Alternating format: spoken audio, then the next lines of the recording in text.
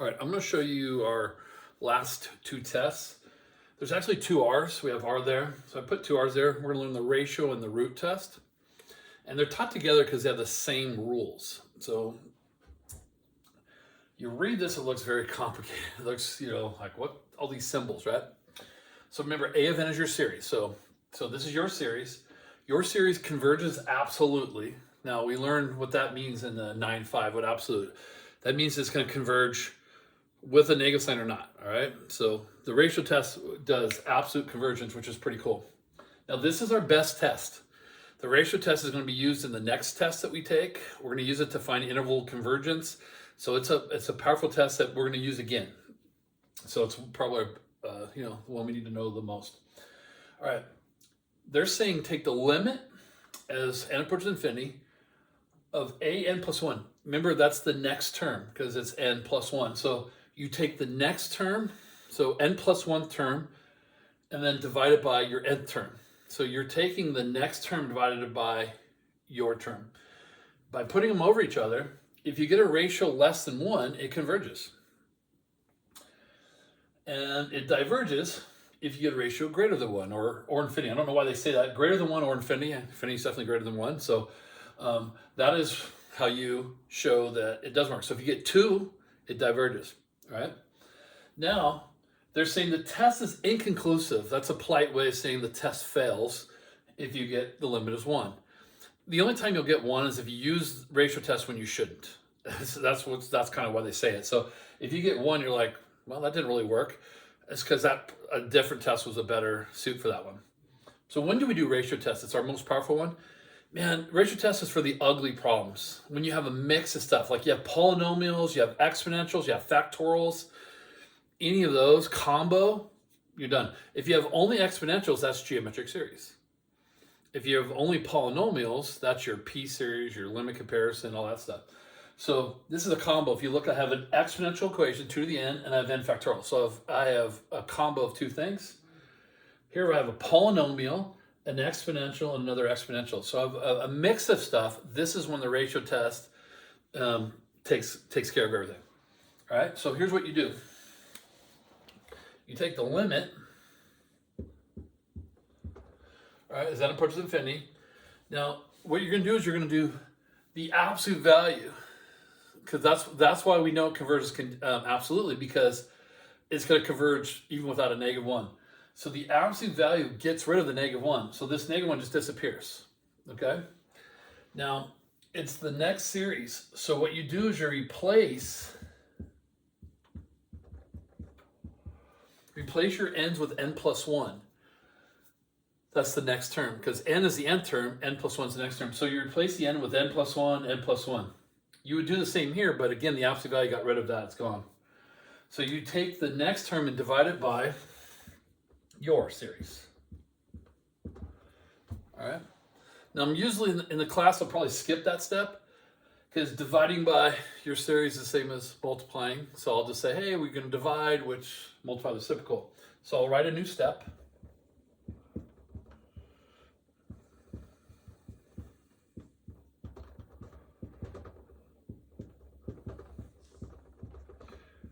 Remember, it's absolute value, so that got rid of the negative 1. That's why that guy's just gone. Can't be any alternating now.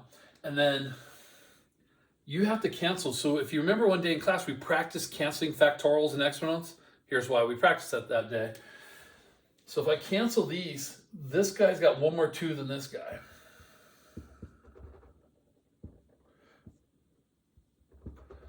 And then n factorial over n plus 1 factorial would cancel to be n plus 1. So we spent time practicing it for this reason. The 2's, this one has n, he has one more, n plus 1. So they cancel to be 1, 2 on top. And n plus 1 factorial is one term bigger than n factorial after they cancel. Still got an n plus 1. So the limit we get when I plug in infinity, I get 0, which is less than 1. So we say this converges by ratio test. So why does this work? Why is it less than 1 we get the answer? Well, think about what you're doing. You're taking the next term over your term. So if we put it on top of you, if we get a fraction less than 1, that means he's smaller than me. Like 1/2 means he's 1, I'm 2, so I'm twice as big as him. 1/3 means I'm 3 times as big as him. But if I get less than 1, then we know the terms are getting smaller. So this is a way of checking, are the terms getting smaller? So if you put them over each other, the smaller term over the bigger term should give me a fraction less than 1. And that's all we're doing. That's what the ratio test is are the terms getting smaller as we go? If we get greater than 1, that means the second term is bigger than the first term, so the terms are getting bigger, so we're going to go to infinity, we're going to diverge. So let's do this one. And I'm going to flip it this time here. Again, absolute value. If there was a -1, it'd be disappeared. There isn't one. We add 1 to every term.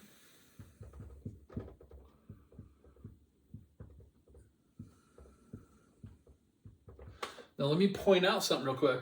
So I added n plus 1, so I have n plus 1 squared, okay? N plus 1 will be n plus 2, so one more term, and then n plus 1.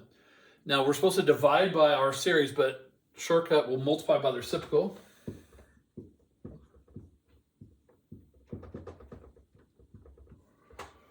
All right. Now, a lot of canceling is going to happen here, but here's where people miscancel. Polynomials don't cancel.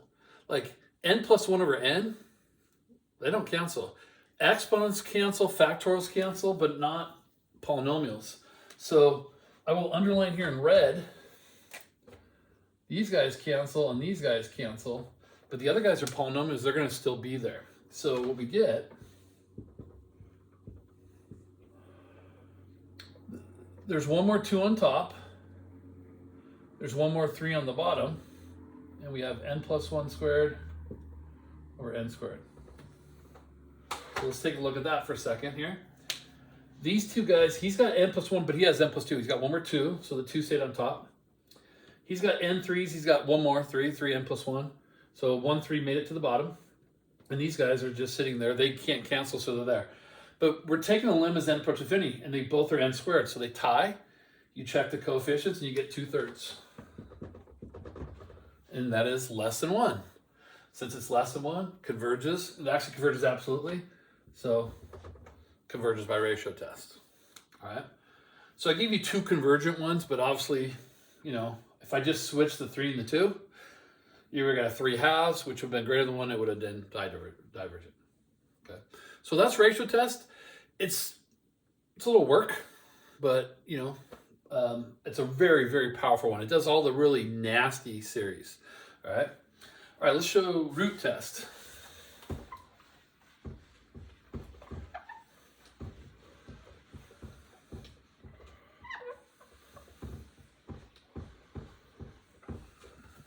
All right. So let's say I have e to the 2n over n to the n. And then I got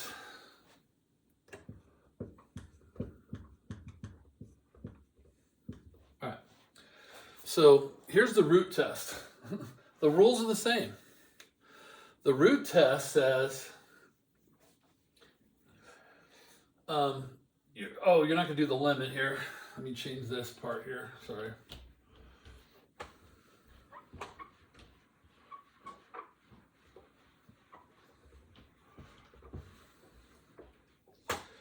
It's got the same rules, but what you're going to do is you're going to do the nth root of your test. So you're going to do the limit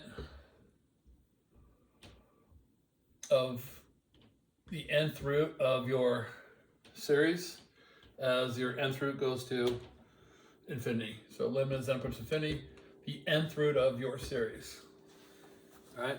If your nth root of your series is same rules, less than 1 is convergent, and if the limit is greater than 1, it diverges, and then if it's 1, it test fails again. Test is inclusive if, you know, it equals 1. It's just the same idea, but you're going to do the nth root. So again, I think of this as a formality also. So let's start with this one here. What is to the nth power here? If everything is to the nth power, like this one's very obvious. This is an obvious one to the nth power. This one's not as obvious. So let's rewrite this series.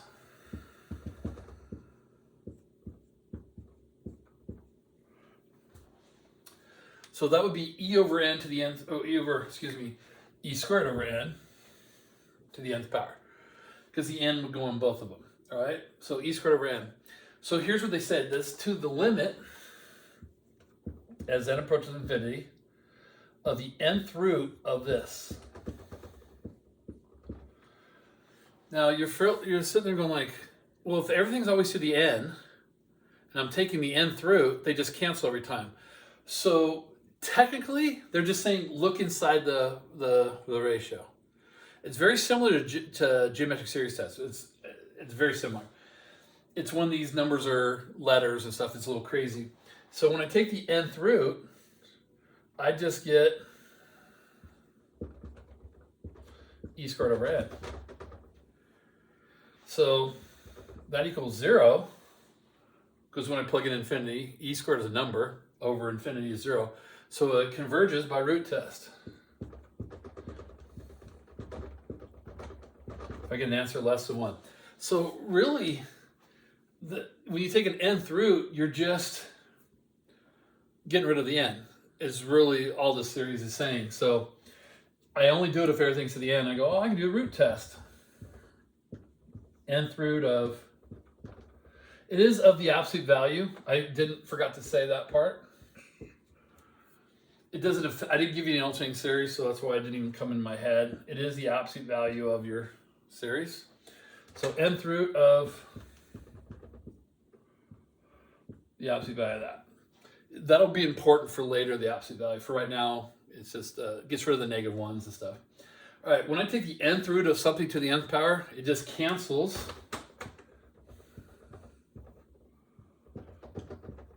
So it's just their way of telling you, I mean, how do they explain to you? Just look inside the parentheses. But they'll say, take an nth root to get rid of the nth power. So then the limit of this one is 2. Because the power is the same, check coefficients, 2. That's greater than 1, so our first divergent, and diverges by root test. And that's how you do the root test. So you use the root test if everything's to the nth power. You just take an nth root and take the limit of what's inside. And so that's a good one. Obviously, if we got 1, the test would fail, which means there's probably a better test that we could have used for this. Okay? So there's our last 2 tests, ratio and root test. Again, ratio test is for just all the nasty stuff that you run into. Root test is for anything that's all to the nth power. All right? So that's the last test, and we will, in class, go over, put all these together.